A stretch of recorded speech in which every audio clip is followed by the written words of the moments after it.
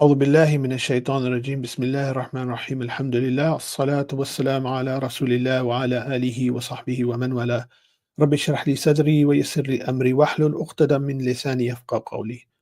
Assalamu alaikum wa rahmatullahi wa barakatuh, brothers and sisters. Many of you know the case of Dr. Aafia Siddiqui, a Muslim woman from Pakistan, Karachi, who was a neuroscientist, a mother of three, abducted in 2008, taken to Bagram Air Base under US occupation, and then to the United States on charges she has always denied, and left there in a maximum security prison for the last 15, 16 years, facing decades more in prison, abandoned by the world, in one of the worst cases of injustice we've seen, abused there time and time again.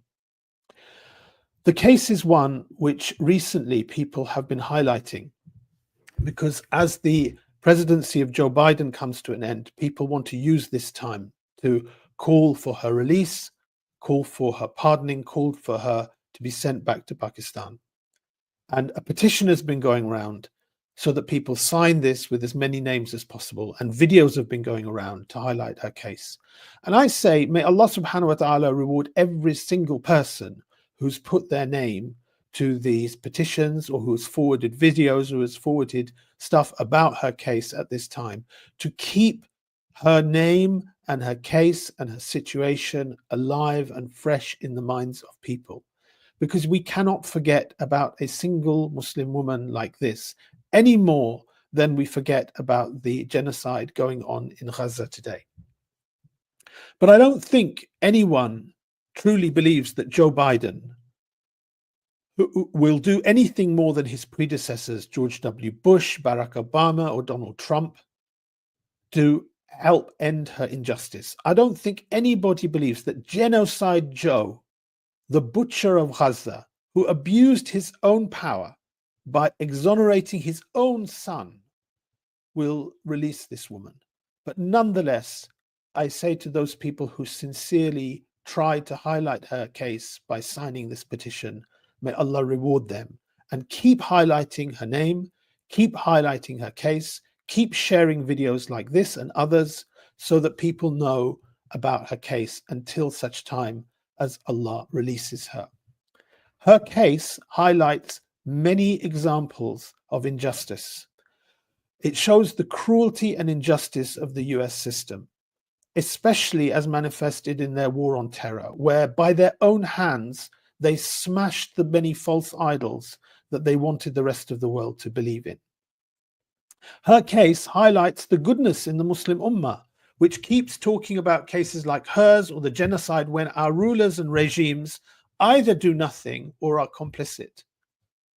Her case also highlights the slavish system that exists in the Muslim world. Think about this. Since Dr. Aafia Siddiqui has been in prison, 6 prime ministers of Pakistan have effectively done nothing to secure her release. 4 chiefs of army staff in Pakistan have effectively done nothing to secure her release. That's the system we have in all Muslim countries. They look after their own so-called national interests or strategic interests over and above the priorities that Islam gives. And that is really one sad lesson of the case of Dr. Aafia Siddiqui, where historically in Islam, the life of one Muslim woman, the honor of one Muslim woman like this would be protected. In the system that we have in the world today, where people think they're being strategic about how they progress their own nation, is one which will abandon a woman like this to rot in a US jail for decades. It was a system that will abandon the people of Gaza to be genocided and slaughtered. It's a system that will abandon the people of Palestine to be ethnically cleansed from their own land. And if we're going to keep highlighting the case of Dr. Aafia, we need to keep highlighting the fact that the problem lies with the absence of an Islamic system in the Muslim world, because it's only that system that's going to bring the justice that will release someone like her. We pray to Allah subhanahu wa ta'ala for her release.